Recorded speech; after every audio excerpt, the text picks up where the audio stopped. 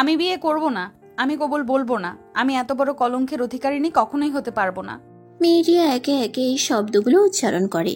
তার চোখে অশ্রু জমে আছে। সে চিৎকার করে এই কথাগুলো বলে। তবে তার এই কথাগুলো শুনে সামনে বসে থাকা লোকটির কিছুই যায় আসে না। লোকটি তখন নির্বিকারভাবে পকেট থেকে ফোন বের করে। একটুও দ্বিধা না করে মেয়েটির সামনে ভিডিও ক্লিপ তুলে ধরে। তারপর দাঁত চেপে হুমকি সুরে বলে, যদি বিয়ে না করো তবে তোমার ভালোবাসার ছোট ভাইজান আর এই দুনিয়ার আলো দেখতে পারবে না, বুঝলে? মেয়েটির বুকের ভেতরটা যেন মুহূর্তেই ছিঁড়ে যায়। নিজের ভাইয়ের রক্তাক্ত দেহ চোখে ভেসে ওঠে। আতঙ্কে কেঁপে ওঠে সে। নিজের আত্মা যেন একদম শুষে নিল এই মুহূর্তে কেউ। কান্না গলায় চেপে বলে, আল্লাহর দোহাই লাগে, আমার ভাইজানকে কিছু করবেন না। আমি সব করব, আপনি যা বলবেন আমি সব করব, সব। লোকটি আয়েসে ফোনটি পকেটে ঢুকিয়ে পায়ের উপর পা তুলে বলে, সব তো করতেই হবে তোমায়, তবে আগে বিয়েটা করে নাও। তাড়াতাড়ি সাইন করো আর কবুল বলো। মেয়েটি চারপাশে তাকায়। তার চারপাশে দাঁড়িয়ে আছে নারী গার্ডরা। এরাও মেয়ে, কিন্তু চোখের সামনে অন্য একটা মেয়ের জীবন নষ্ট হতে দেখেও কিছু বলছে না। উল্টো এরাই তাকে এখানে অপহরণ করে নিয়ে এসেছে। আর রুমে শুধু কাজী এবং সেই লোক, আর কেউ নেই। কাজী যখন রেজিস্ট্রি পেপার এগিয়ে দেন তখন তার হাত কাঁপতে থাকে। কাঁপা কাঁপা হাতে সাইন করে। এটা শুধু সাইন ছিল না, এটা তার জীবনের এক কলঙ্ক, যে কলঙ্কের বোঝা সারা জীবন তাকে বয়ে বেড়াতে হবে। তখন কাজী বলেন, মা, কবুল বলে ফেলো। মেয়েটির গলা চেপে ওঠে।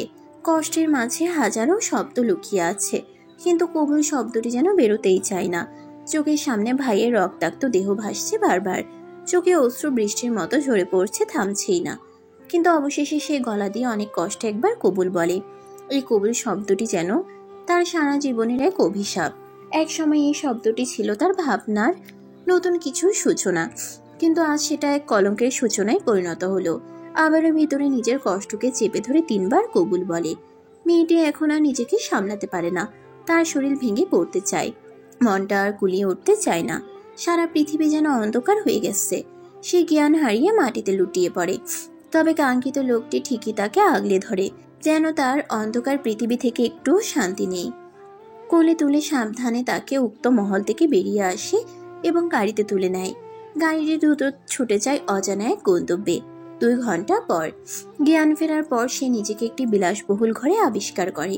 চারপাশে সোনালী রঙের ঝাড়বাতি, মখমলের পর্দা আর নরম বিছানার ছোঁয়া। মুহূর্তেই বুঝে যায় সে কোথায়। এটা বড় তালুকদার মঞ্জিল। এখানে সে শতবার এসেছে, হাজারবার এসেছে, কিন্তু আজ এই মহল তার খুব অচেনা আর ভয়ঙ্কর মনে হচ্ছে। তবে নিজের দিকে পরখ করলো যখন, খেয়াল করলো তার পরনে বোরখা নেই, সাদা একটি 3 পিস। তার মাথায় ব্যান্ডেজ করা, হাতে ব্যান্ডেজ করা। তার মন আতঙ্কে আবারও ভরে গেল। কি হয়েছে তার সঙ্গে? এইসব নিয়ে যখন বিচলিত হয়ে আশেপাশে তাকায়, তখনই চোখ পড়ে একজনের উপর, যে সোফায় আরামে বসে আছে। লোকটির পরনে কালো পাঞ্জাবি আর সাদা পায়জামা, গলায় একখানা সাদা চাদর ভাঁজ করে ঝুলানো। আর সেই লোকটি গভীর দৃষ্টিতে তাকিয়ে আছে তারই দিকে। নিজের অজান্তেই তার মুখ থেকে বেরিয়ে আসে, এহসান চাচা। লোকটি ধীরে ধীরে উঠে তার দিকে এগিয়ে আসে। তার চেহারায় এক অদ্ভুত ভঙ্গি। লোকটি তার সামনে এসে স্থির হয়ে বসে শান্ত অথচ কঠোর কণ্ঠে বলে, আগে আমি তোমার চাচা ছিলাম, এখন আমি তোমার স্বামী, আর আমি তোমার আপন দাদার সন্তান নই। এই কথাই যেন সে স্থবির হয়ে যায়। কি বলবে বুঝতে পারে না। সবকিছু যেন মাথার উপর দিয়ে যাচ্ছে। আজ তার এই দিনটাও দেখতে হচ্ছে। যাকে কিনা সবসময় চাচা ভেবে এলো, সেই তাকে বাজেভাবে চক্রান্ত করে বিয়ে করলো। আর তার এমন একজনের সাথে বিয়ে হলো যে কিনা বর্তমানে তার আপন পরিবারের ঘোর শত্রু। কিছুক্ষণ চুপ থাকার পর অনেক কষ্টে সে শান্ত কণ্ঠে বলে, আমি কি আপনার কোনো নিকৃষ্ট খেলার অংশ, নাকি আমার বাবা চাচার বিরুদ্ধে প্রতিশোধ নেওয়ার কোনো মাধ্যম? লোকটি দীর্ঘশ্বাস ফেলে বলে, তুমি কোনো খেলার মতো তুচ্ছ নও, আবার তুমি প্রতিশোধের কোনো উপকরণও নও। তার ঠোঁট কাঁপে, তবুও সে সাহস করে বলে, তাহলে কি আমি? লোকটি এক মুহূর্ত চুপ করে থাকে, এরপর গভীর দৃষ্টিতে তাকিয়ে বলে, তুমি আমার আত্মা রাখলে। এতে সে এত কিছুর মধ্যেও তাচ্ছিলের হাসি দিয়ে বলে, হি আল্লাহ, এ কি শোনালেন? আপনাদের মতো মানুষরূপী কুকুরদেরও আত্মা আছে? এতে সেই ব্যক্তি একটুও রাগ দেখায় না, উল্টো তাকে তাচ্ছিল্য করে বলে, একদম নিজের বাপ দাদার মতো হয়েছিস, স্বার্থপর আর মীর জাফর। আমরা যদি পশু হই তো তোর বাপ চাচাও পশু। যতই হোক এক রক্ত। আর যাই হোক, আমার বাপ চাচারা পথে ঘাটে যেখানে ইচ্ছা সেখানে খুন তো করে না, তাই আপনাদের সাথে তুলনা করবেন না। তোর বাপ চাচা খুনি না হলেও স্বার্থপর মির্জাফর ঠিকই, আর তুই সেই মির্জাফরদের সন্তান। ও, বুঝেছি। তা এখন কি আমায় মেরে ফেলবেন নাকি ভোগ করে মারবেন, কোনটা? লোকটি তার একদম নিকটে চলে আসে আর নিজের শাহাদাত আঙ্গুল তার ঠোঁটে রেখে ফিসফিসিয়ে বলে, হুশ, চুপ। এইভাবে বলতে নেই। তুই তো আমার আত্মা রাখলে, তোকে মেরে ফেললে আমি আর বেঁচে রইব কই? আর রইল ভোগের কথা। তুই কোনো ভোগের জিনিস নস, কিন্তু ভোগ আমি তোকেই করব। তবে ভোগ করে ফেলে দেব না, সারাটা জীবন রেখে দেব। এতে সে নিজের চোখ বন্ধ করে বড় বড় নিঃশ্বাস নেয়। অতঃপর চোখ খুলে লোকটির আঙ্গুল নিজের থেকে সরিয়ে দাঁতে দাঁত চেপে বলে, ভুলে যাবেন না, আমিও মুস্তফা তালুকদারের নাতনি, আর আপনাদেরই এক রক্ত, তাই আমার দিকে হাত বাড়ালে হাত কেটে রেখে দেব। লোকটা আবারও তাচ্ছিলের হাসি দিয়ে বলে, বলেছিলাম না, একদম বাপদাদার মতো হয়েছিস, যারা কিনা কাজের বেলায় লুকিয়ে থাকে, কথার রাজ্যে রাজত্ব করে, আর বাকি রইল তোর দিকে হাত বাড়ানোর কথা। হাত তো অনেক আগের কথা।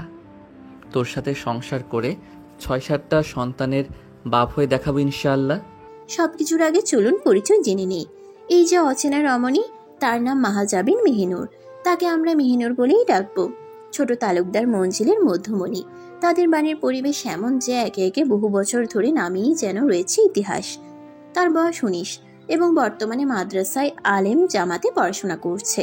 জীবনটা ঠিক মাধুর্যের মতো, কিন্তু তার মধ্যে এক গভীর শূন্যতা রয়েছে। মা নেই, তবে বাবা আছেন। তার বাবা মাঝহারুল করিম তালুকদার, এক কথায় একজন সম্মানিত ব্যক্তি, যার পদচারণায় গ্রামে শোনা যায় সম্মান, শ্রদ্ধা আর এক নীরব শক্তি। তবে গ্রামের সবার মধ্যে নয়। মেহিনুর ৩ ভাই বোনের মধ্যে সবচেয়ে ছোট। বড় ভাই মেহেরাজ তালুকদার একজন ডাক্তার, বর্তমানে দেশের বাইরে, যেখানে জীবনে নানা রহস্য তাকে তার লক্ষ্য পেতে চ্যালেঞ্জ জানাচ্ছে। ছোট ভাই মেহেরুব তালুকদার পরিবারের ব্যবসা পরিচালনায় সম্পূর্ণভাবে জড়িত। সে যেন তার বাপ দাদার স্বপ্নের উত্তরাধিকার। সব ধরনের ব্যবসায় অংশগ্রহণ করে নিজের অবদান রাখছে। এই এক অদৃশ্য যুদ্ধে টিকে থাকার লড়াই। মেহিনুরের বাবা এবং তার চাচারা ৬ জন, যার মধ্যে তার বাবা সবচেয়ে বড় অভিভাবকের মতো। তাদের মধ্যে প্রতিটি ব্যক্তি এক একটা শক্তিশালী ব্যক্তিত্বের অধিকারী। তার চাচাদের মধ্যে তৌফিক আজিজ তালুকদার ২য় নাম্বার চাচা, যিনি কখনো অন্ধকারে আবার কখনো আলোতে, সবসময় এক শক্তিশালী পরিকল্পনার অধিকারী। আবু তাজিম তালুকদার ৩য় নাম্বার চাচা, যার দিকে তাকালে মনে হয় প্রকৃতি রহস্যও তার হাতে খেলা করে। সাইফুল ইসলাম তালুকদার ৪র্থ নাম্বার চাচা, যার চুপচাপ অবস্থা সত্ত্বেও অনেকে তাকে অবাক হওয়ার মতো কিছু বলতে পারে না। রফিকুল ইসলাম তালুকদার ৫ম নাম্বার চাচা, যার চুপি সারা চালনায় কখনো শকুনি হয়ে ওঠে, কখনো সহানুভূতির প্রতীক। মনসুর আহমেদ তালুকদার ৬ নাম্বার চাচা, যার রাগই তার সব। তবে তার ফুফু বর্তমানে নেই। তার দাদা মুস্তফা তালুকদার একজন প্রভাবশালী ব্যক্তি, যিনি বর্তমানে গ্রামের ২য় গ্রাম প্রধান হিসেবে দায়িত্ব পালন করছেন। তবে আমি জানি এখন আপনাদের কাছে একটি জ্বলন্ত প্রশ্ন হয়ে দাঁড়িয়ে আছে, কেন তাকে ২য় গ্রাম প্রধান বলা হলো। তা জানার জন্য অপেক্ষা করতে হবে। ইনশাল্লাহ গল্পে জানতে পারবেন। মেহিনুর আর তার ভাই সহ তার চাচাতো ভাই বোন ১৫ জন। মেহিনুরের পরিবার একটি জমিদারি পরিবারের অংশ, যেখানে তাদের প্রধান ব্যবসা কৃষি ও ভূমি পরিচালনা। তারা জমি চাষ, মাছ চাষ, পোল্ট্রি ফার্ম এবং বাণিজ্যিক পণ্য বিক্রির সাথে জড়িত। তার বাবা ও চাচারা স্থানীয় বাজারে কৃষিজ পণ্য, মাছ, মাংস বিক্রি করেন এবং হাজারো কারখানাও চালান। জমির উন্নয়ন এবং নির্মাণ কাজও তারা করেন। শুধু কি গ্রামে মুস্তাফা তালুকদারের গ্রাম দিয়ে হবে না? নয়। তাই তো তার ছোট ২ ছেলে তাদের বড় ব্যবসায়িক কাজে লাগিয়ে দিয়েছেন। তবে এই জমিদারি পরিবারের মাঝে আবার কিছু অদৃশ্য খুনাখুনি রয়েছে, নিজেদের মধ্যে, কিন্তু নিজেদের পরিবারের মধ্যে নয়। এই যে অচেনা লোক, যার নাম এহসান তালুকদার, বয়স ২৮, কিন্তু বয়সের চেয়ে তার জীবনের সঙ্গতি এবং অর্জনই তাকে আলাদা করে দাঁড় করিয়েছে। এক হাতে নিজের বিশাল ব্যবসা চালায়, আর অন্য হাতে বড় তালুকদার মঞ্জিল সেই সমস্ত কার্যক্রম পরিচালনা করে। তার মধ্যে এখানে রাজনীতি, ব্যবসা আর ব্যক্তিগত জীবন একসাথে গেঁথে গেছে। তবে এখানেই শেষ নয়। তার জীবন এক অদৃশ্য যুদ্ধের মতো।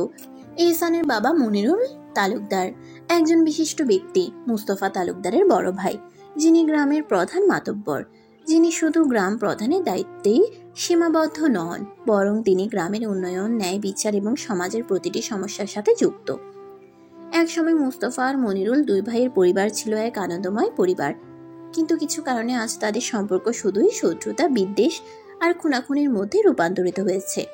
এক সময়ের স্নেহময় সম্পর্ক এখন এক খণ্ড মৃতদেহের মতো, যার প্রতিটি কোণই ছড়িয়ে পড়ে তাদের জীবনে। এহসান মেহনুরের চাচা সম্পর্কে, এহসান, এনাম ও এমরান, 3 ভাই আর 1 বোন।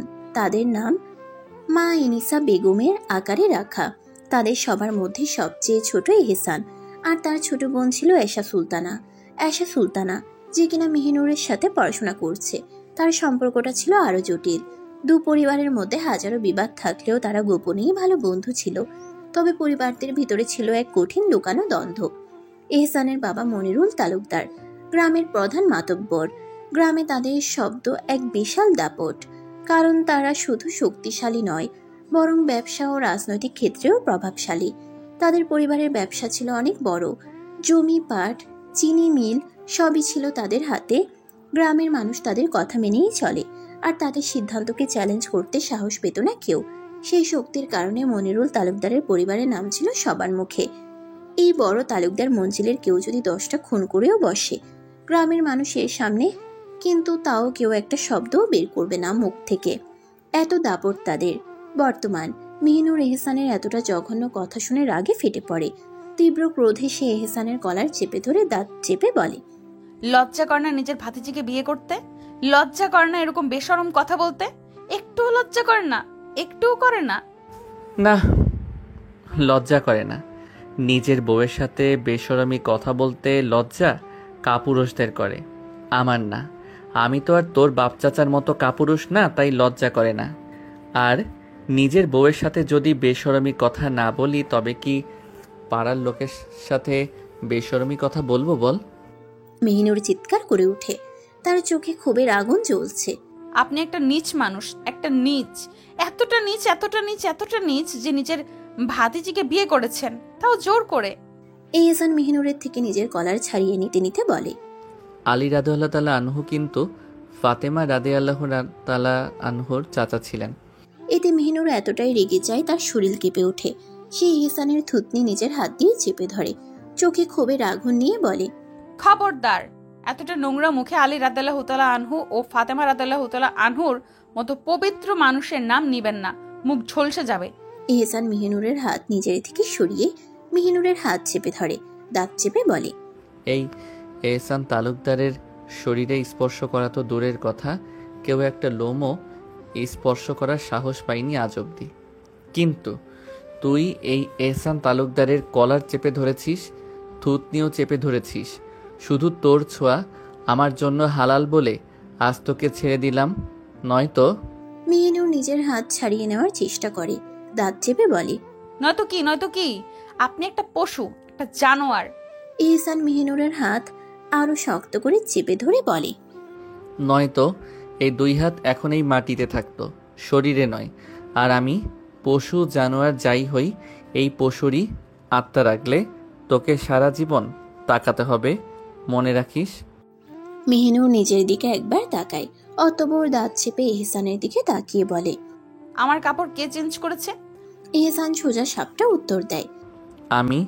মেহনুরের আত্মা কেঁপে উঠে চিৎকার করে বলে, তোর এত বড় সাহস কি করে হয় আমার অনুমতি ছাড়া আমায় স্পর্শ করার?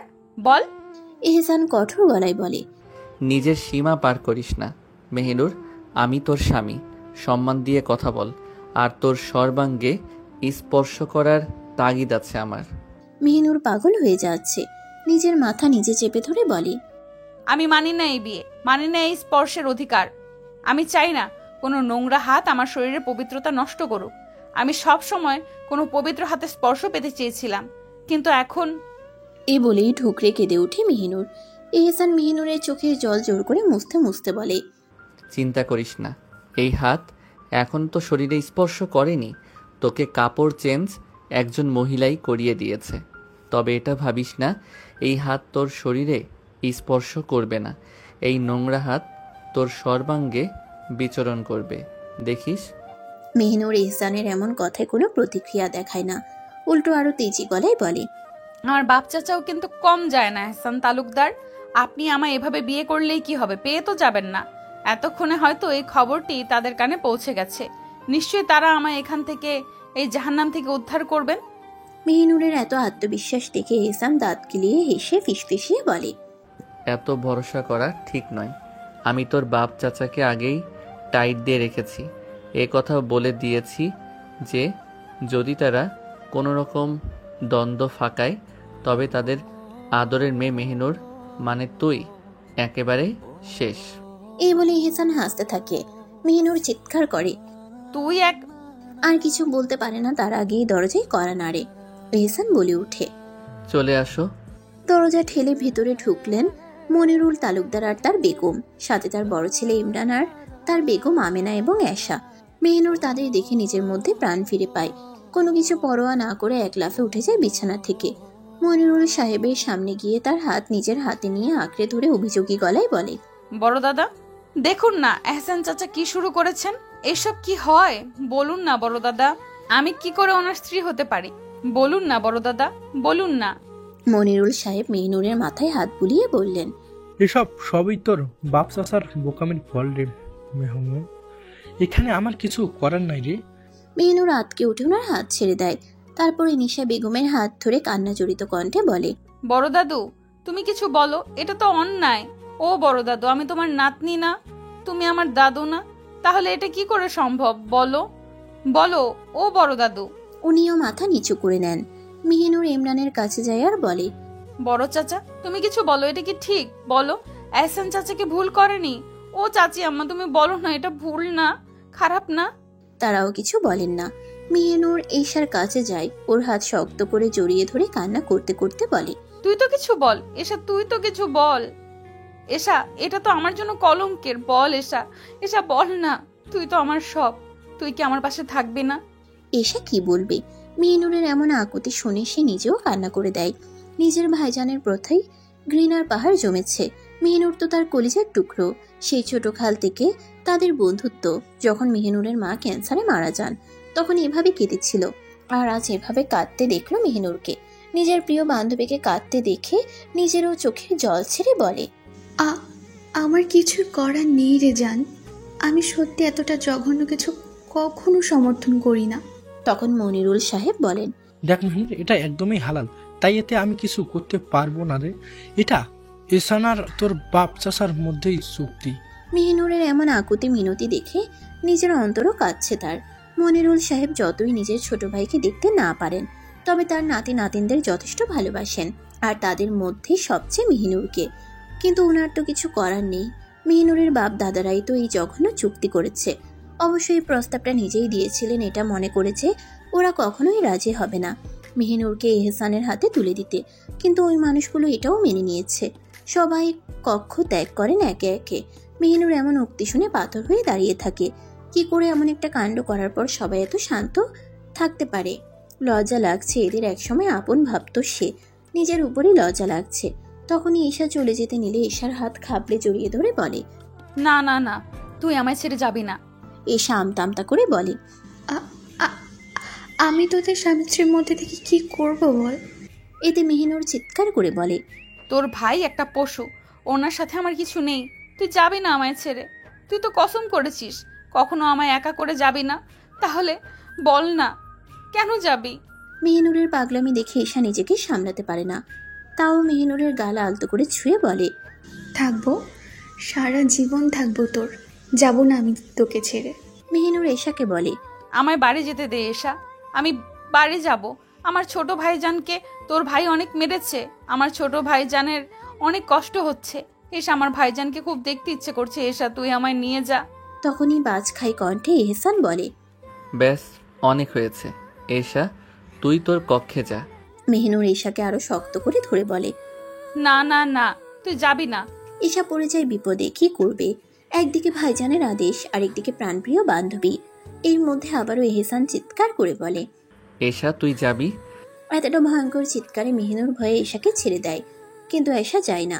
সাহস নিয়ে এহসানকে বলে, তা কি একটু ভাইজান? এহসান তখন অগ্নি দৃষ্টিতে তাকায় ঈশার দিকে। ঈশার মনে হয় এখন চলে যাওয়াটাই উত্তম। ভাইজান নিশ্চয়ই পারবে মেহিনুরকে সামলাতে। আর স্বামী স্ত্রীর মধ্যে থাকাটা এখন ঠিক নয়। তাই এসা মেহিনুরকে ছেড়ে আলগোছে চলে যায়। মেহিনুর পাথর হয়ে দাঁড়িয়ে থাকে। কোনোদিন এমন পরিস্থিতির শিকার হবে কখনো কল্পনাও করেনি। এতটা নিষ্ঠুরতার শিকার হবে কখনো কল্পনা করেনি সে। কানে খট করে শব্দ আসে, তখন ধ্যান ভাঙে মেহিনুরের। এহসান দরজা লাগিয়ে তার দিকে এগোচ্ছে, কিন্তু মেহিনুর এটা দেখে ঘাবড়ে না গিয়ে উল্টো এহসানের সামনে গিয়ে নিজের দুহাত জোর করে কান্না করতে করতে আকুতি করে বলে, আপনি দয়া করে আমায় তালাক দিয়ে দিন। আপনার স্ত্রী হওয়ার মতো কলঙ্কিত হয়ে বাঁচতে পারবো না আমি এই সমাজে। তালাক দিয়ে দিন আমায়। এহসান মেহিনুরের হাত নিজের 2 হাত দিয়ে চেপে ধরে বলে, যেদিন থেকে নিয়ত করেছি তোকে বিয়ে করব, সেদিন থেকেই তুই আমার সব কলঙ্কে কলঙ্কিত। আর এমন হাজারটা কলঙ্ক নিয়েই তোকে বাঁচতে হবে সারা জীবন। মেহিনুর এক ঝটকায় নিজের হাত সরিয়ে নেয় এহসানের থেকে আর দাঁত চেপে বলে, আপনি একটা অমানুষ। এহসান এসবে পাত্তা না দিয়ে বলে, চুপচাপ অজু করে নামাজ পড়, অনেক আগে এশার আজান হয়ে গেছে। এই বলে কেবিনেট থেকে টুপি নিয়ে চাদরখানা মেলে গায়ে জড়িয়ে বেরিয়ে যায় রুম থেকে। উদ্দেশ্য মসজিদে যাওয়া, কিন্তু যাওয়ার সময় ব্যালকনি দরজা আর রুমের দরজা লক করে যায়। মেহিনুর কি করবে বুঝতে পারছে না। তার পরিবারের মানুষগুলো হয়তো অস্থির হয়ে গেছে, আর তার ভাইজান এখন কি করছে আল্লাহই ভালো জানেন। তবে সে নিজের মাথায় গেঁথে নেয় এ বাড়ি থেকে বের তাকে হতেই হবে, আর সে নিজের বাড়ি যাবেই যাবে। কিন্তু সবকিছুর আগে নামাজ পড়াটা জরুরি। তাই রুমের বাথরুমে গেল, অজু করে এসে অনেক খুঁজে যায় নামাজ পেল, সেটা বিছিয়ে নামাজে দাঁড়ালো। যখন নামাজ শেষে মোনাজাত শুরু করলো, কিন্তু ওই যে কথাই আছে না, আমরা যাকে নিজের সবচেয়ে কাছের সবচেয়ে আপন মনে করি, তার কাছে কষ্টের কথা বলতে গেলে মনে হয় কলিজা ফেটে যাবে। তেমনি নিজের রবের কাছে হাত তুলে বুক ঠুকরে কেঁদে উঠে মেহিনুর আর বলে, হে দয়াময়, আপনি ছাড়া আমার আর কেউ নেই। আপনি আমার সব গুনাহ মাফ করে দিন মাবুদ। আপনি ছাড়া যে আমার কেউ নেই। আপনি আমার রব, আমি আপনার বান্দা। আপনি তো বলেছেন তোমরা আমাকে ডাকো, আমি তোমাদের ডাকে সাড়া দেব। সূরা গাফির 60। হে আল্লাহ, আমার জন্য সব সহজ করুন, আমাকে বিপদ থেকে মুক্তি দিন, আমার ইজ্জত আর পবিত্রতা রক্ষা করুন। আপনি আমার সব সমস্যার সমাধান করুন, আমাকে শক্তি ও ধৈর্য দিন। মেহিনুরের চোখ থেকে অঝোর ধারায় জল গড়াচ্ছে। মোনাজাত শেষ করে শুধু লা ইলাহা ইল্লা আনতা সুবহানাকা ইন্নী কুনতু মিনাজ জালিমিন দোয়া একাধারে পড়ে যাচ্ছে, কারণ সে আজ করতে পারছে ভয়ঙ্কর কিছুই হবে এরপর থেকে। তখনই দরজা খোলার শব্দে দরজার দিকে তাকায়। ভেবেছিল সেই ঘৃণিত পুরুষ এসেছে, তবে সে নয়, এশা এসেছে। লক্ষ্য করলো হাতে খাবারের প্লেট। এশা মেহিনুরের সামনে এসে হাঁটু গেড়ে বসে আর খাবারের প্লেটের উপর ঢাকনা সরিয়ে বলে, খাইয়ে দিই আমি? মেহিনুর শান্ত গলায় বলে, তোর মনে হয় আমার এই খাবার গলা দিয়ে নামবে এসা? এশা মেহিনুরের দিকে অসহায় দৃষ্টিতে তাকিয়ে বলে, কি করব বল, আমি তো অসহায়। যদি এই পরিবারের ক্ষমতা আমার কাছে থাকতো, তাহলে আমি নিজে তোকে বাড়ি নিয়ে যেতাম। খেয়ে নে যান, গত রাত থেকে কিছু খাসনি, ভাইজান বলল। মেহিনুর দাঁত চেপে বলে, আমি এই খাবার খাবো না। প্রয়োজনে খিদের যন্ত্রণায় মরে যাব, কিন্তু তাও এই নিকৃষ্ট খাবার আমি খাবো না। নিয়ে যা এসা, নিয়ে যা। তখনই রুমের দরজা ঠেলে এহসান ঢুকে মাথা থেকে টুপি খুলে রেখে বলে, এশা তুই যা, ও আমার দায়িত্ব, তাই ওকে খাবানোর দায়িত্বটাও আমার। ভাইজানের আদেশ শুনে এসে আলগোছে চলে যায়। অতঃপর এহসান মেহিনুরের দিকে এগিয়ে আসে। মেহিনুর কিছু বলে না, দাঁত চেপে স্থির বসে থাকে। এহসান ওর সামনে এসে জায়নামাজের উপরের অংশ ভাঁজ করে নেয়। অতঃপর ওখানে বসে প্লেটের খাবার মাখাতে মাখাতে বলে, চুপচাপ হা কর, আমি কোনো জোর জবর করতে চাই না। মেহিনুর দাঁত চেপে বলে, আমি খাবো না তো বলেছি, তাহলে আমি খাবো। এহসান এসবে পাত্তা না দিয়ে প্লেটের মেঝেতে রাখে আর মেহিনুরের গাল চেপে ধরে নিজের বাম হাত।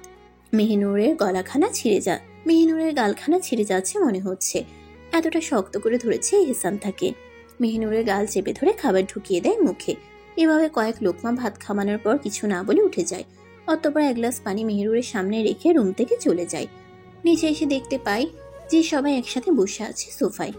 এশাকে ইশারা দিতে এশা এহসানের হাত থেকে খাবারের প্লেট নিয়ে নেয় আর একটা পানির বাটি এগিয়ে দেয়। এতে এহসান হাত ধুয়ে সবার সামনে যায়। তখনই তার বাবা মোস্তফা বলেন, এহসান, তুমি সবসময় নিজের মর্জি মতো কাজ করছো। আমি সবার সব কিছুতে হস্তক্ষেপ করলেও তোমার বেলায় করিনি, কারণ আমি জানতাম তুমি সব বুঝে শুনেই করো বা করবে। কিন্তু আমার এই বিষয়টা খুব বাজে লাগছে যে মেহেরুনের বাপ চাচার উপর জিদ মেটাতে গিয়ে তুমি তার জীবনটা নষ্ট করে দিলে। এহসান শান্ত সুরে বলে, ওকে তো আমি বিয়ে করতে চাইনি। ওর বাপ চাচা আমার হাতে ওর হাতে তুলে দেওয়ার চুক্তি করেছে। তার বদলে ওরা ওই পশ্চিম বনের সব জমি নিয়েছে, কিন্তু তারপর ওরা ওকে আমার হাতে তুলে দেয়নি। তাই আমি নিজেই নিয়েছি নিজের জিনিস। বুঝলে আব্বা, এতে অন্যায় নেই। ইমরান তখন বলেন, আমরা বুঝেছি, কিন্তু মেহনুরকে দিয়ে তুই কি করবি? তুই যদি বলতি ওর সে উত্তম কাউকে তোর জন্য এনে দিতাম। এহসান কাঠ গলায় বলে, আমার মেহিনুরের চেয়ে উত্তম কাউকে প্রয়োজন নেই, আমার শুধু মেহিনুরকেই প্রয়োজন। এনাম বলেন, কিন্তু ও তোর ভাতিজি হয়ে কি করে তুই ওর সাথে থাকবি বল? এহসান সোজা সাপটা উত্তর দেয়, ও আমার ভাতিজি, ফুপু, খালা যাই হোক, এখন ও আমার বিবাহিত স্ত্রীর, আমার হালাল নারী। তাই ওর সাথে থাকবো আমি যে করেই হোক। এ বলে সোজা সিঁড়ি বেয়ে নিজের রুমে চলে যায়। রুমে গিয়ে দেখে মেহনুর ব্যালকনি দরজার সামনে দাঁড়িয়ে আছে। বুঝে যায় নিশ্চয়ই পালানোর পথ খুঁজছে, তাই ওর নিকট গিয়ে তাচ্ছিল্য করে বলে, পালানোর সুযোগ পড়ছিস? এক মনে পালানোর প্ল্যান করছিল এখানে দাঁড়িয়ে। মেহনুর হঠাৎ পেছন থেকে এহসানের কথা শুনে কিছুটা ঘাবড়ে যায়, তবে নিজেকে সামলিয়ে ওর দিকে তাকিয়ে দাঁত চেপে বলে, হ্যাঁ করছি, তোর কি তাতে, শয়তান পুরুষ। এতে এহসান ঠাস করে মেহনুরের গালে একটা থাপ্পড় বসিয়ে দেয়। এতটা জোরে থাপ্পড় খেয়ে মেহনুরের দুনিয়া ঘুরতে থাকে, চোখে অন্ধকারই শুধু ভেসে ওঠে। যখন এই থাপ্পড়ের টাল সামলাতে না পেরে পড়ে যেতে নেয়, তখনই এহসান ওর বাম হাতের বাহু শক্ত করে চেপে ধরে আর দাঁত চেপে বলে, এরপর থেকে যদি আমায় অসভ্যের মতো সম্বোধন করেছিস, তাহলে এমন 1000টা চর পড়বে তোর গালে। বেয়াদব নারী, নিজের স্বামীর সাথে কথা বলার ধরন শিখিসনি? মেহনুর শুধু আহত চোখে এহসানের দিকে তাকিয়ে থাকে। এহসান মেহনুরকে কোলে তুলে নেয় আর বিছানায় শুয়ে দেয়। মেহনুর এখনো পাথর হয়ে আছে। মেহনুরকে বিছানায় শুয়ে দিয়ে এহসান নিজে একখানা কাঁথা আর বালিশ নিয়ে রুমে রাখা সোফায় গিয়ে সোজা হয়ে শুয়ে পড়ে। মেহনুর তখনও এহসানের হাতে সে ভয়ঙ্কর থাপ্পড়ের ধাক্কায় বাক্যহীন। এমন জোরে থাপ্পড় তাকে জীবনে কেউ কখনো মারেনি।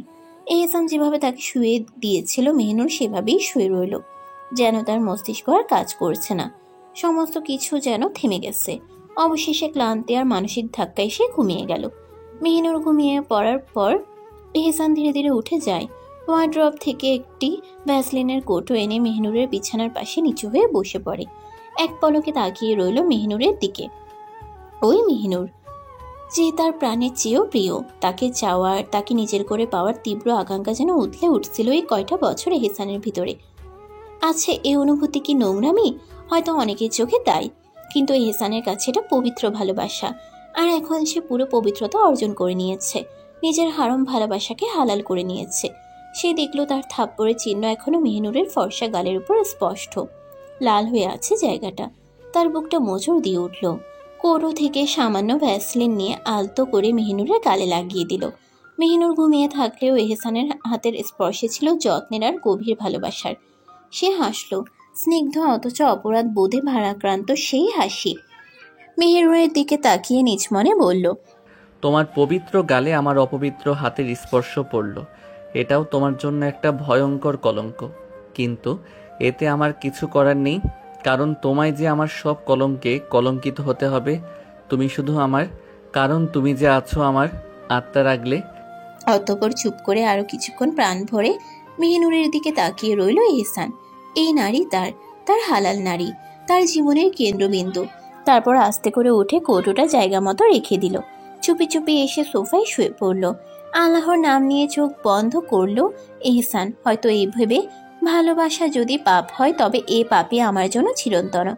ফজরের আজানের শব্দ কানে আসতেই এহসানের ঘুম ভেঙে যায়। ধীরে ধীরে উঠে বসে।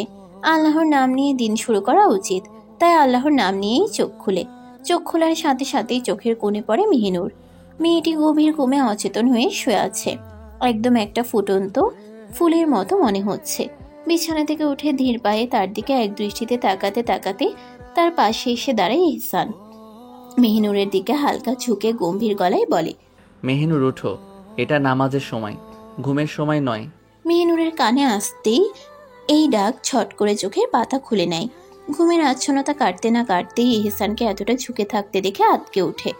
মনে মনে বলে, ছি, এইভাবে এতটা অচেতন হয়ে ঘুমিয়েছিলাম, আজ তো একটা কুমির রুমে রেখে। এই মানুষটা একটা পশু, যে কোনো সময় যে কোনো কিছু ভয়ঙ্কর করে তুলতে পারে।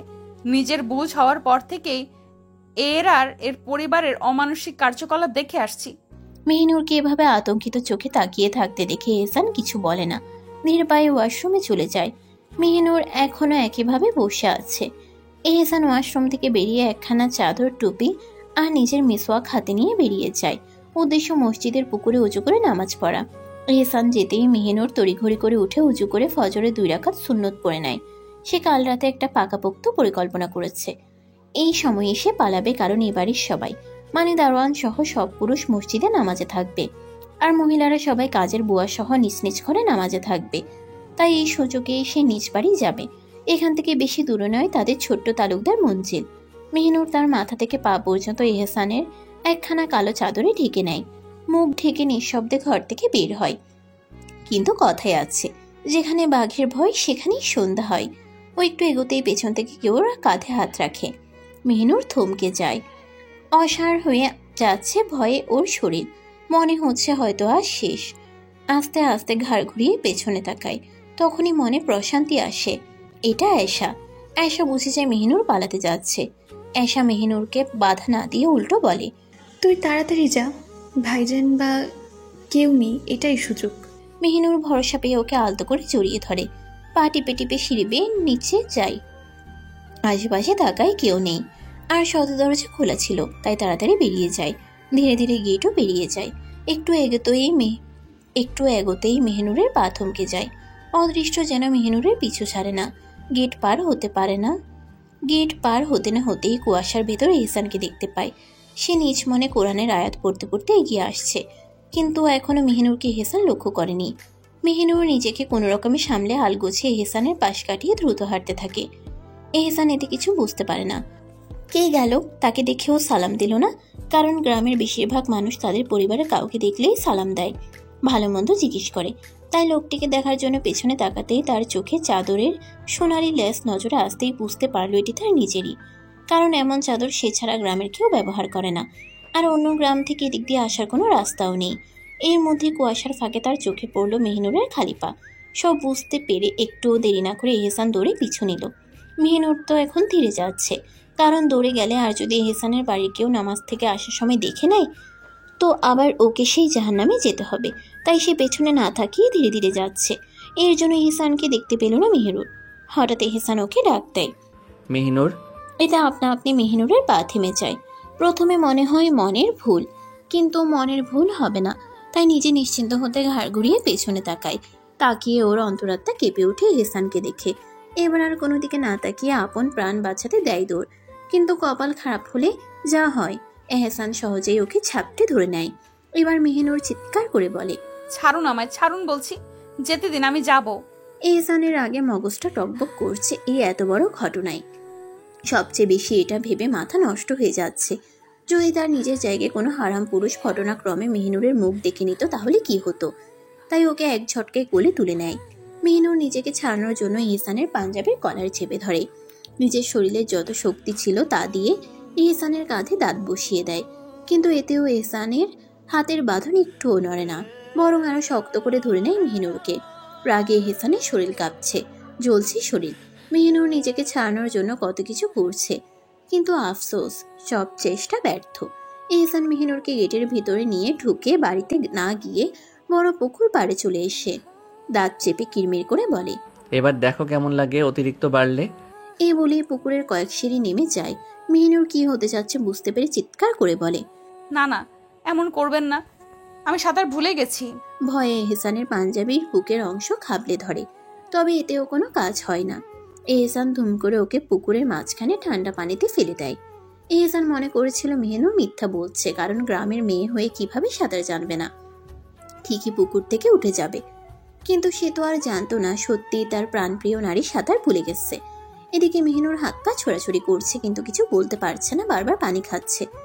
আর কিছু করতে না পেরে দম থাকতে কালেমা পড়ে নেয়। বুঝে নেয় এটাই হয়তো শেষ, আর কিছুক্ষণের মধ্যে হয়তো আজরাইল এসে এই দেহ থেকে প্রাণখানা ছিনিয়ে নেবেন। তাই তলিয়ে যেতে থাকে। মেহিনুরকে হাত পা ছোড়াছুড়ি করতে না দেখে কলিজা মুচড়ে ওঠে এহসানের। চোখে ভেসে ওঠে তার প্রাণপ্রিয় নারীর পানিতে তলিয়ে যাওয়ার দৃশ্য। নিজের চাদর রেখে এক লাফে পুকুরে ঝাঁপ দেয়। অতঃপর সে অতি যত্নে প্রাণপ্রিয় নারীর অচেতন দেহখানা তুলে নিয়ে আসে পানি থেকে। কলিজা ফেটে যাচ্ছে এমন অবস্থায় মেহিনুরকে দেখে। মেহিনুরের পরনে সাদা ড্রেস, পায়জামা ভিজে ওর ফর্সা শরীরের সাথে গেঁথে লেগে গেছে। এতে ওর শরীরের অবয়ব এহসানের চোখের সামনে স্পষ্ট, কিন্তু সে চায় না এই মুহূর্তে নিজের অপবিত্র চোখ দিয়ে তার পবিত্র নারীর শরীর পরখ করতে। তাই তো ভেজা শরীরখানা নিজের চাদর দিয়ে সম্পূর্ণ ঢেকে দেয়। তাড়াতাড়ি বাড়ির ভেতরে ঢুকে, তবে কেউ তাদের দেখতে পায়নি। তড়িঘড়ি করে রুমে নিয়ে রুমের মেঝেতে মেহিনুরকে শুয়ে দেয়। তারপর সে দ্রুত কাজ শুরু করলো। প্রথমে তার নাক মুখ পরিষ্কার করলো, যেন কোনো ময়লা বা পানি আটকে না থাকে। তারপর 2 হাতে বুকের মাঝখানে চাপ দিতে লাগলো। 1, 2, 3। এহসান নিজের মনে গুনছিল। 40 বার চাপ দেওয়ার পর মেহিনুরের মুখে মুখ লাগিয়ে 2 বার শ্বাস দিল। মেহিনুরের শরীর একটু নড়ল। এহসান আবার শুরু করলো। বুক চাপ আর শ্বাস দেওয়ার প্রতিক্রিয়া অবিরাম চলিয়ে গেল। একসময় মেহিনুর কাশতে শুরু করলো। গলা দিয়ে পানি আর কফ বেরিয়ে এলো। শান্ত হও। এহসান ফিসফিস করে বলল।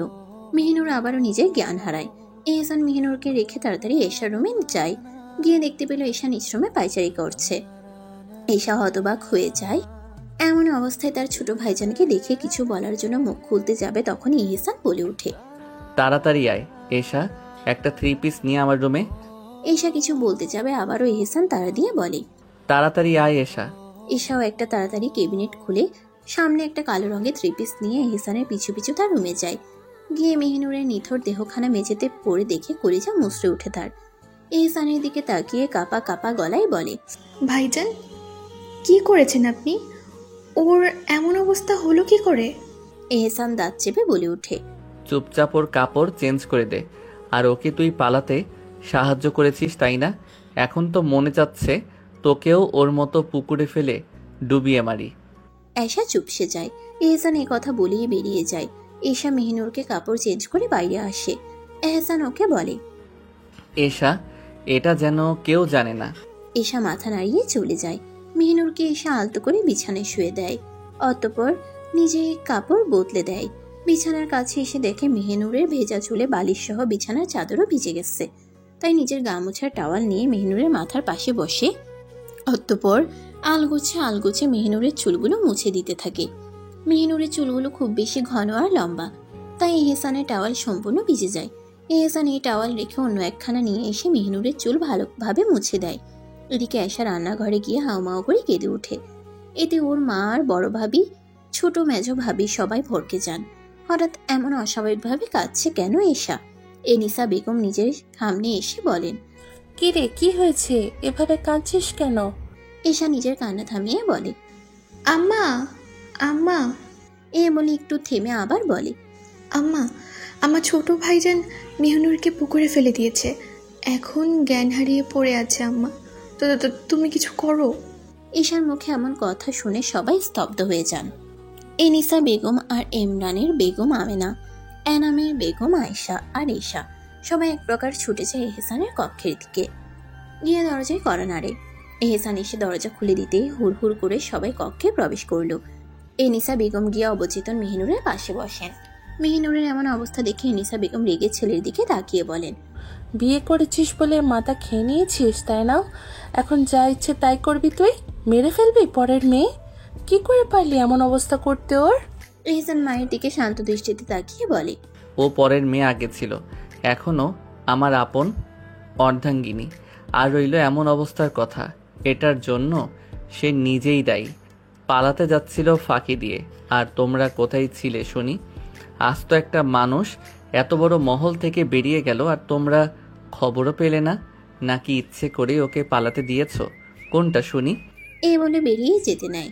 ফের ঘাড় ঘুরিয়ে বলে, এই অসভ্য বেয়াদবের জ্ঞান ফিরাও আর কিছু খাওয়াও, আমি আসছি। এই বলে বেরিয়ে আসে নিজ কক্ষ থেকে। নিচে এসে দেখে সোফায় ওর বাবা বসে আছেন আর মেজো ভাই এনাম। তাদের নিকট গিয়ে বসে এহসান বলে, আব্বা, এখন আপনি তোমার ছোট ভাইরে ফোন দিবেন। মোস্তফা সাহেব শান্ত সুরে বলেন। এহসান নিজের চাদর ঠিক করতে করতে বলে, আর বলবেন যে উত্তরের মাঠে আসতে, যদি ওরা ওদের মেয়েকে ফেরত চায়, জমির কাগজ নিয়ে আসতে। ওদের সাথে কিছু বোঝাপড়া বাকি আছে আমার এখনো। এনাম এতে বলে উঠে, কি হয়েছে তোর? উল্টাপাল্টা বলছিস? তুই এখন ওকে বিয়ে করে আবার ফেরত দিবি? পাগল হয়ে গেছিস? এহসান আলতো হেসে বলে, পাগল আমি হইনি, পাগল করব আমি ওদের। আব্বা আপনাকে যা বললাম শুধু এতটুকু করুন। এদিকে মেহিনুরের জ্ঞান ফিরে, কিন্তু মেহিনুর একদম নিস্তেজ হয়ে গেছে, শুধু অঝরে কাঁদছে। এনিসা বেগমকে চাপটে জড়িয়ে ধরছে বারবার। এনিসা বেগম মেহিনুরের মাথায় হাত বুলিয়ে দিচ্ছেন আর শান্ত করার চেষ্টা করছেন, কিন্তু এতেও কিছু হচ্ছে না। তখনই আবারও এহসান কক্ষে আসে। এসে মেহিনুরকে সজ্ঞানে দেখে একটু স্বস্তি পায়। অতঃপর গম্ভীর গলায় বলে, আম্মা, সবাইকে সকালের খাবার দিতে হবে, তোমরা ভুলে গেছো? এই কথায় সবাই বুঝে যান এহসান তাদের এখান থেকে চলে যেতে বলেছে, কিন্তু মেহিনুর চিৎকার করে কান্না শুরু করে দেয় আর এনিসা বেগমকে জড়িয়ে ধরে বলে, দাদু, দাদু তুমি যাবে না, তোমার ছেলে আমায় মেরে ফেলবে, দাদু যাবে না তুমি। এনিসা বেগম ওর মাথায় হাত বুলিয়ে দিতে দিতে বলেন, কিচ্ছু করবে না তোর সাথে আসান, আর আমরাই তো যেতে হবে, সবাইকে নাস্তা দিতে হবে। অনেক কষ্টে এনিসা বেগম নিজেকে মেহিনুরের থেকে ছাড়িয়ে সবাইকে নিয়ে কক্ষ থেকে বেরিয়ে যান। ওরা যেতে এহসান ঠাস করে কক্ষের দরজা লাগিয়ে দেয়। এমন পরিস্থিতি দেখে মেহিনুরের ভয় দ্বিগুণ বেড়ে যায়। এহসান ওর দিকে ক্রমশ এগিয়ে আসছে। একসময় এহসান মেহিনুরের একদম নিকটে চলে আসে। মেহিনুর ভয়ে চিৎকার করে কাঁদতে কাঁদতে 2 হাত দিয়ে বিছানার চাদর খামচে ধরে। মেহিনুরকে কাঁদতে দেখে এহসান হো করে হেসে ওঠে আর বলে, ব্যাস এই শেষ তোমার সাহস? ওহে আমার সাহসী নারী, গেল কোথায় তোমার এত সাহস? এই বলে আরেকটু ঝুঁকে এহসান মেহিনুরের দিকে। এতে মেহিনুর চিৎকার করে বলে, আমার কাছে আসবেন না, আপনি একটা পাপ, আপনি অপবিত্র, একটা কলঙ্ক। এহসান মেহিনুরের ঠোঁটে আলতো করে নিজের শাহাদাত আঙ্গুল রেখে ফিসফিসিয়ে বলে, হ্যাঁ আমি পাপ, আমি অপবিত্র, আমি কলঙ্ক, কিন্তু আমার এত পাপ, এত অপবিত্রতা, এত কলঙ্কের মাঝেও তুই আছিস, তো আমার এক পবিত্র অস্তিত্ব। মেহিনুর ভয়ে কিছু বলতে পারছে না, আর না পারছে নিজের থেকে এহসানকে সরাতে। এহসান নিজেই মেহিনুরের থেকে হাত সরিয়ে নেয় আর হুমকি সুরে বলে, এরপর এমন কিছু করেছিস তো এই আমি আল্লাহর কসম খেয়ে বলছি, তোর অস্তিত্ব এই দুনিয়া থেকে ঝেড়ে ফেলবো। মেহিনুর নিজের কান্না ঠোঁট কামড়ে থামানোর চেষ্টা করে বলে, কেন তুলে আনলেন আমায়? ওভাবে ছেড়ে দিতেন, মরে যেতাম এতক্ষণে। এহসান মেহিনুরের সামনে বসে ওর গাল বেয়ে অঝোর ধারায় যে চোখের জল ঝরছে তা মুছতে মুছতে বলে, তোকে এত সহজে মরতে কি করে দেই? তোকে যে আমার দহনে তিলে তিলে পুড়ে মরতে হবে সারা জীবন।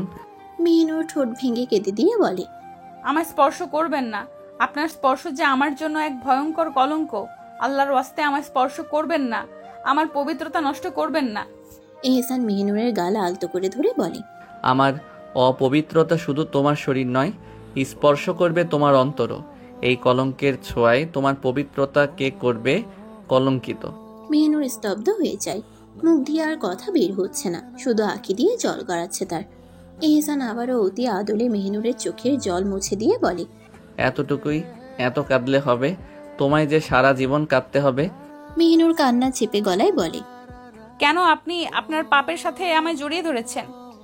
আচমকা এহসান মেহিনুরের মাথা নিজের বলিষ্ঠ বক্ষস্থলে জড়িয়ে ধরে আর ফিসফিসিয়ে বলে, জড়াইনি, জড়িয়ে গেছিস।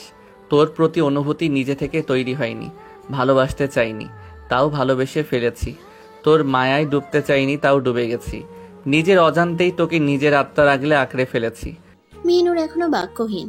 কখনো কোনো পুরুষের এতটা সংস্পর্শে আসা তো দূরের কথা, বুঝ হবার পর থেকে নিজের বাড়ির পুরুষ ছাড়া অন্য পুরুষের সামনেও পড়েনি। অথচ আজ তাকে একজন পাপিষ্ঠ পুরুষ নিজ বক্ষস্থলে এভাবে জড়িয়ে ধরেছে। যদিও সে তার জন্য হালাল, তবে মন থেকে তো সে হারাম। সারা শরীর বরফের ন্যায় জমে গেছে পুরুষালী স্পর্শে। ভয়ে কলিজা ফেটে যাচ্ছে, ঢোক গিলতেও পারছে না, কষ্ট হচ্ছে। এর মধ্যে এহসানের গায়ে সেই অদ্ভুত সুগন্ধি ঘ্রাণ। এত কিছুর মধ্যেও এই ঘ্রাণটা মেহিনুরকে আরো অস্থির করে তুলছে। মনে হচ্ছে আরো ভালো করে নাক দিয়ে শুকতে এই ঘ্রাণটা, কিন্তু তা কখনোই নিজের পক্ষে সম্ভব নয়। এটা করলে নিজের প্রতি নিজের ঘৃণা আসবে। এহসান অনবরত নিজের হাত দিয়ে মেহিনুরের চুলে হাত বুলাচ্ছে। নিজ মন আজ এতটা খুশি যে কি বলবে সে। বারবার আলহামদুলিল্লাহ পড়ছে মনে মনে। যে এতটা সৌভাগ্য যে নিজের প্রাণপ্রিয় নারীকে, স্বপ্নের নারীকে এভাবে হালালভাবে জড়িয়ে ধরার তকদির হয়েছে তার। কয় পুরুষেরই বা এমন কলঙ্কিত ভালোবাসা পূর্ণতা পায়। তাই তো এত খুশিতে একখানা কোরআন খতম মেনেছে আর 2টা গরু কোরবানি করার নিয়ত করেছে আল্লাহর সন্তুষ্টি লাভের জন্য।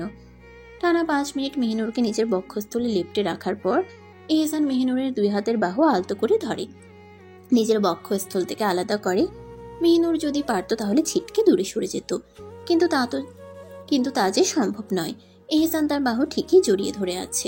মেহিনুর এবার আর কাঁদে না। নিজের ভিতরে দুর্বলতা ভয়কে এক প্রকার চাপা দিয়ে এহসানের চোখে চোখ রাখে, কিন্তু এতেও ভিতরটা কাঁপছে। অন্তর তাও যথেষ্ট নরম কণ্ঠে বলে, কেন বারবার নিজের অপবিত্র স্পর্শ দ্বারা আমায় স্পর্শ করেন? এহসান মৃদু হেসে ডান হাতে মেহিনুরের গালে স্পর্শ করে বলে, বলেছি তো একবার, আমার অপবিত্র স্পর্শ তোর পবিত্রতাকে আলিঙ্গন করবে হাজারো বার। তখনই এশা দরজার বাহিরে থেকে ডাক দেয়। এহসান গিয়ে দরজা খুলে দিলে এশা এহসানের হাতে একটা ট্রে ধরিয়ে দেয়, যাতে এক বাটি স্যুপ আর কিছু ফল ছিল। এশা বলে, এগুলো মেহনুরের। এহসান বলে, তুই যা। এশা চলে যায়। এহসান খাবার নিয়ে মেহিনুরের সামনে এসে বসে আর বলে, তাড়াতাড়ি খেয়ে নে, তোকে তোর বাচ্চাদের সাথে দেখা করতে যেতে হবে। মেহিনুর এমন কথা শুনে তার ছেলের হাসি দিয়ে বলে, বাচ্চা না আমি। এহসান গম্ভীর গলায় বলে, জানি তুই বাচ্চা না, আমার ভবিষ্যৎ বাচ্চার মা, এটা বলতে হবে না। মেহিনুর ঘৃণার চোখে তাকিয়ে বলে, একটু লজ্জা করে না? একটুও করে না এমন বাণী মুখ দিয়ে উচ্চারণ করতে? এহসান এক চামচ স্যুপ বাটি থেকে নিতে নিতে বলে, না, লজ্জা করে না। আগেই তো বলেছি, কাপুরুষদের বউয়ের সামনে লজ্জা করে, পুরুষদের নয়। মেহিনুর দাঁত চেপে কিছু বলার জন্য মুখ খুলবে, তখন এহসান মেহিনুরের মুখে স্যুপের চামচ ঢুকিয়ে দেয় আর হুমকি সুরে বলে, আমি মজার মানুষ নই, তাই মজা করছি না। সত্যি তোকে তোর বাপ চাচার সাথে দেখা করতে যেতে হবে, তুই চুপচাপ খেয়ে নে। মেহিনুর চুপচাপ খেয়ে নেয়। সত্যি বলতে সে ক্ষুধার যন্ত্রণা সহ্য করতে পারে না, তাই তো চুপ করে এহসান মুখে যা দেয় বিষ মনে করেই খেয়ে নেয়। খাওয়া শেষ হলেই দরজায় আবারও কড়া নাড়ে। এহসান হালকা করে দরজা খুললো, দেখলো হাসিব এসেছে। তার ডান হাত বাম হাত হাসিব। হাসিব এসে বলল, ভাইজান, উত্তর মাঠে আপনার জন্য ছোট্ট তালুকদার আর তার ছেলে নাতিরা অপেক্ষা করছেন। এহসান মুচকি হেসে বলে, তুই গাড়ি রেডি কর, আমি আসছি। এই বলে দরজা লাগিয়ে মেহিনুরের দিকে তাকায় আর বলে, তাড়াতাড়ি রেডি হয়ে নে, যেতে হবে। মেহিনুর সোজা উত্তর দেয়, মেরে ফেলবেন নিয়ে আমায়? এহসান কাবার থেকে নিজের পিস্তল পাঞ্জাবির পকেটে নিতে নিতে বলে, বাপ চাচার মুখ সারা জীবনের মধ্যে যদি দেখতে চাস একবার তো চল, নয়তো আর সুযোগ পাবি না। এই বলে ক্যাবিনেট থেকে একটা প্যাকেট ছুঁড়ে মারে মেহিনুরের দিকে আর বলে, তাড়াতাড়ি বোরখা পরে তৈরি হয়ে নে। মেহিনুর ধীরে ধীরে উঠে দাঁড়ায়, অতঃপর বোরকা পরে নেয়। হিজাব নিকাব এক প্রকার, নিজেকে সম্পূর্ণ ঢেকে নেয় মাথা থেকে পা অবধি। এহসান মেহিনুরের হাত ধরে বেরিয়ে যায় কক্ষ থেকে, আর মেহিনুরের কলিজা বারবার ফেটে পড়ছে। এই মনে হচ্ছে সে মুক্তি হবে, আবার এই মনে হচ্ছে তা কখনো সম্ভব নয়। এহসান নিচে এসে তার মাকে ডাক দেয়, আম্মা আম্মা। এনিসা বেগম তাড়াতাড়ি রান্নাঘর থেকে বের হয়ে আসেন।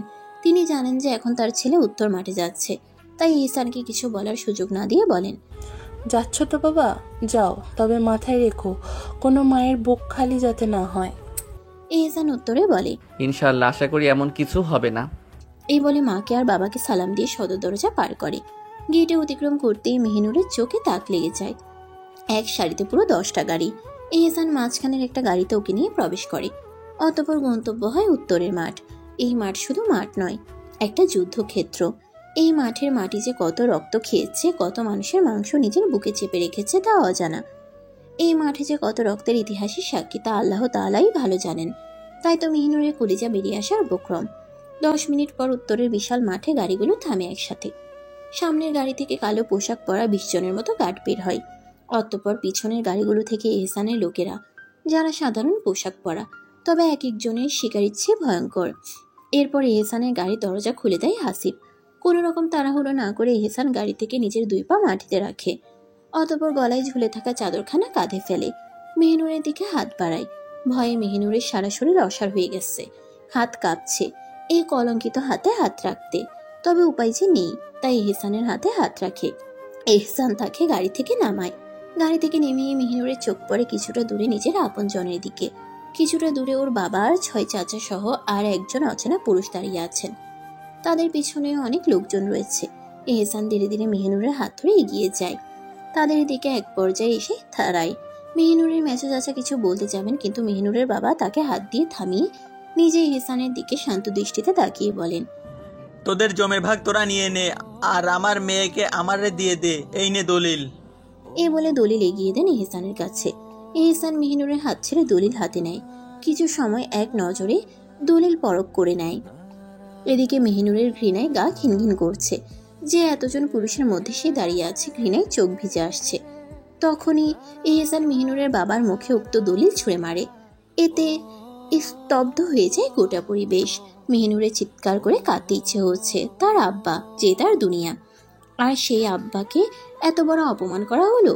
তার জন্য কন্যা হিসেবে লজ্জিত সে, মেয়ে নামের কলঙ্ক সে।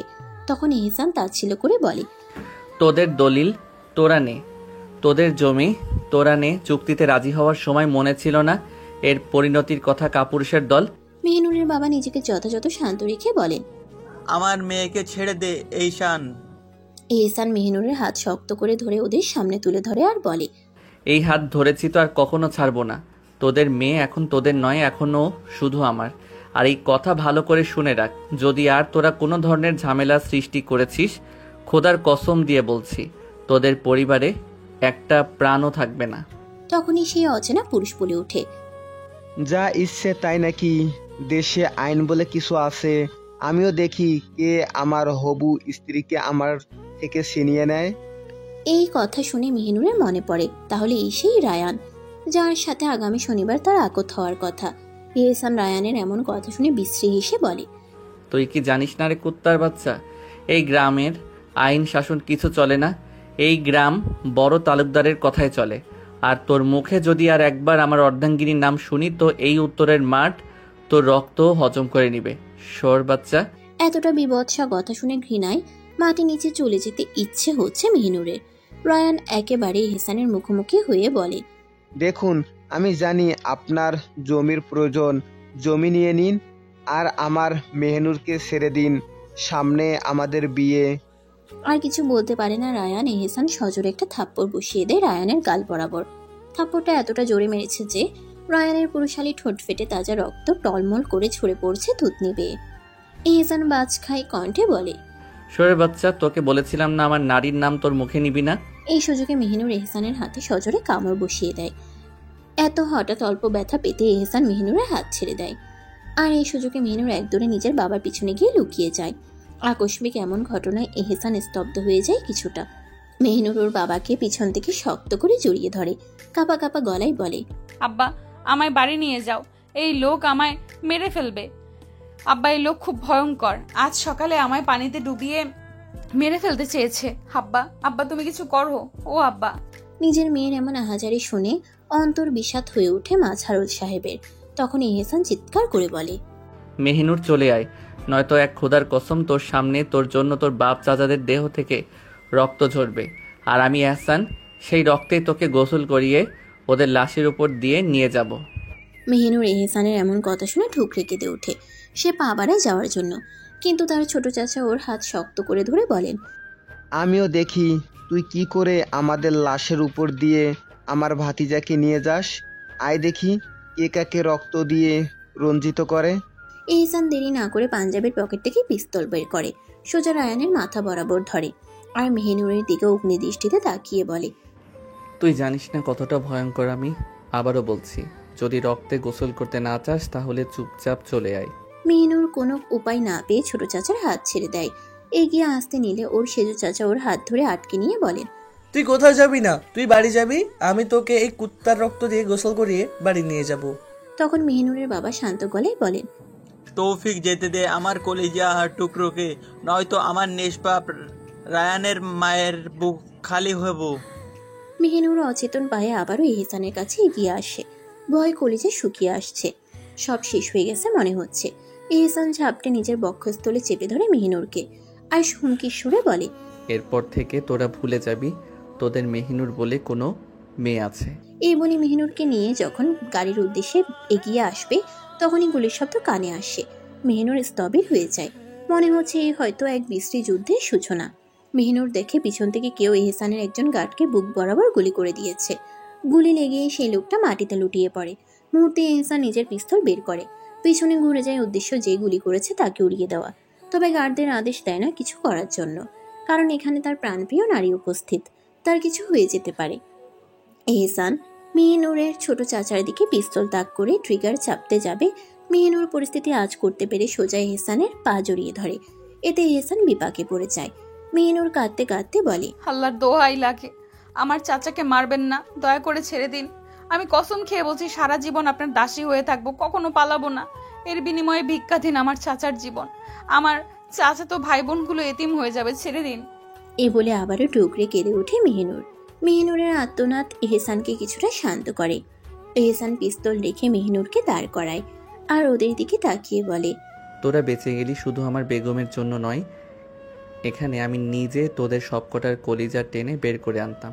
এদিকে মেহিনুরের সারা দুনিয়া ঘুরতে লাগলো। এমনিতেই পুকুরে পড়ার জন্য শরীর অসুস্থ, এর মধ্যে মানসিক এত চাপ। মেহিনুর নিস্তেজ হয়ে এহসানের বক্ষস্থলে ঢলে পড়ে। এহসান অতি আদলে মেহিনুরের নিস্তেজ দেহখানা কোলে তুলে গাড়িতে প্রবেশ করে। অতঃপর এক এক করে সব গাড়ি নিজ গন্তব্যে ফেরত যায়। ওরা চলে যেতেই মেহিনুরের বাবা হাউমাউ করে কেঁদে ওঠে, মাটিতে লুটিয়ে পড়েন আর নিজের বুকে 2 হাত দিয়ে চাপড়াতে চাপড়াতে বলেন, আমি আমার মেয়েকে শেষ করে দিয়েছি। আমি যদি ওদের চুক্তিতে রাজি না হতাম তাহলে আজ আমার আম্মাজান এত কষ্ট পেত। ওই কুত্তার বাচ্চা অমানুষটা আমার আম্মারে হয়তো তিলে তিলে মেরে দিবে। কি হবে বেঁচে থেকে? আমার প্রাণ তো ওই কুত্তার বাচ্চা নিয়ে নিয়েছে। আল্লাহ, তুমি আমায় মৃত্যু দান করো। ও মাবুদ, আমি বেঁচে থেকে কি করব? ইয়া রব, তুমি আমার সব পাপের শাস্তি এভাবে দিও না। ও মাবুদ, তুমি আমার ফুলের মতো মেয়েকে রক্ষা করো। মাবুদ, তুমি আমার ধ্বংস করে দাও, তাও আমার মেয়েকে মুক্তি দিয়ে দাও। নিজের বড় ভাইয়ের এমন আহাজারি দেখে বাকি ভাইদেরও কলিজা ফেটে যাচ্ছে। তবে কিছুই করার নেই, তারা ভালো করেই জানেন এহসান কি পরিমাণের ভয়ঙ্কর, এক কথায় আস্ত একটা নরপশু এই এহসান তালুকদার। মেহিনুরকে বাড়ি নিয়ে আসার পর অনেক চেষ্টা করেও তার জ্ঞান ফেরানো সম্ভব হয়নি এহসানের পক্ষে। তাই এহসান তাদের পারিবারিক মহিলা ডাক্তারকে ফোন করে নিয়ে আসে। ডাক্তার এসে মেহিনুরকে পরীক্ষা নিরীক্ষা করে এহসানকে জানান, মেহরুনের অতিরিক্ত ভয় এবং হেজিটেশনের কারণে বারবার জ্ঞান হারাচ্ছে, তবে চিন্তার কিছু নেই, কিছু মেডিসিন নিলেই সব ঠিক হয়ে যাবে। ডাক্তার চলে যাওয়ার পর এহসান মেহিনুরের পাশে বসেই রইল। তার চাহনি যেন আটকে গেছে মেহিনুরের মুখের উপর। এক মুহূর্তের জন্য চোখ সরাতে পারছে না। মেহিনুরের মুখের প্রশান্তি, তার চুলের এলোমেলো বুনন, এমনকি অচেতন অবস্থায়ও তার সৌন্দর্য এহসানের হৃদয়ের শঙ্খের সুর তুলছে। কিন্তু সেই সুরে এক ধরনের টানাপোড়েনও রয়েছে। এহসান গভীরভাবে তাকিয়ে ভাবে, আচ্ছা, যদি ওর কপালে একবার চুমু খাই পাপ হবে কি? নিজের প্রশ্নের উত্তর যেন নিজেই খুঁজে পায়। মনে ভেসে ওঠে মেহিনুরের করা কথাগুলো। আপনার স্পর্শ আমার জন্য যে এক ভয়ঙ্কর কলঙ্ক। আবার মনে পড়ে মেহিনুর তো তার হালাল নারী, তাহলে কি সত্যি পাপ হবে? নিজেকে শান্ত করতে চেষ্টা করে, কিন্তু তার অন্তরে আরেকটি প্রশ্ন যেন বিদ্রোহ করে বসে। আমি তো নিজেই পাপ, তাহলে শখের নারীকে ছুঁয়ে সেই পাপের ভার বাড়ালে ক্ষতি কি? এদিকে ছোট তালুকদার বাড়ির প্রত্যেকটি সদস্যের মন আজ 2 দিন ধরে বিষাদে ভরে গেছে। ছোট তালুকদার মঞ্জিল মনে হচ্ছে প্রাণহীন। কেনই বা হবে না বলুন তো? এই মহলের প্রাণ মেহিনুর যে এই মহলে আর নেই। দাদু দাদা, চাচা চাচিরা, চাচাতো ভাই বোনরা, আর রইল বড় ভাই মেহেরাজের কথা। সে তো কাঁদতে ভাসিয়ে দিচ্ছে দুনিয়া, আর বারবার ফোন দিচ্ছে আর একটাই কথা জানতে চাচ্ছে তার কলিজার টুকরোকে বাড়ি ফেরানো হয়েছে কিনা। আর ছোট ভাই মেহেরুব, যে কিনা গুরুতর অসুস্থ। এহসানের লোকজন খুব বাজেভাবে মেরেছে ওকে, কিন্তু এসবে পাত্তা দিচ্ছে না। সে যে কতবার যেতে চেয়েছিল বড় তালুকদার বাড়ি, তার হিসেব নেই, কিন্তু বাড়ির মহিলারা তাকে বারবারই অনেক কষ্টে বুঝিয়েছেন। নিজ ঘরে বসে নিজের বোনের জন্য চিৎকার দিয়ে কাঁদছে, কারণ সে জানে এহসান তার বোনকে তিলে তিলে শেষ করে দিবে। এই এহসান তালুকদার মানুষ নয়, এক ভয়ঙ্কর শিকারী, যার নজর যেটাই পড়ে সেটা ছিনিয়ে নেয়। যদি সে জানতো এহসানের লক্ষ্য তার বোন ছিল, তাহলে সে মেহিনুরকে এই গ্রামেই রাখত না। আর সবাই অতি আগ্রহ ও উচ্ছ্বাস নিয়ে সদর দরজায় দাঁড়িয়ে আছেন, মনে করছেন হয়তো মেহিনুরকে ফিরিয়ে এনেছেন এহসানকে জায়গা ফিরিয়ে দিয়ে। কিন্তু তাদের আশা ভুল ধারণা, ভুল।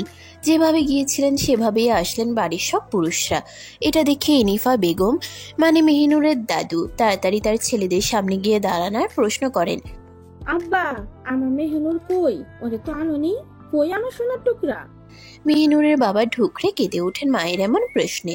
নিজের বড় ছেলেকে এভাবে কাঁদতে দেখে এনিফা বেগমের হুঁশ উড়ে যায়। উনি কিছুই বুঝে উঠতে পারেন না, তাই চিৎকার করে নিজের ছেলেকে বলেন, কি হয়েছে আব্বা? এমন ভাবে কাঁদছিস কেন? আর আমার নাতনি কোথায়? তখন তৌফিক সাহেব বলেন, আম্মা, ওই কুত্তার বাচ্চা এহসান ওরে নিয়ে গেছে, আমাদের আম্মাজানকে নিয়ে গেছে। এটা শুনে সবাই স্তব্ধ হয়ে যান। বাড়ির মহিলারা আঁচলে মুখ চেপে কাঁদতে শুরু করেন। মেহিনুরের দাদু সোফায় মাথা নিচু করে বসে থাকা ওনার স্বামী মুস্তফা সাহেবের কাছে যান আর গিয়ে কান্না করে বলেন,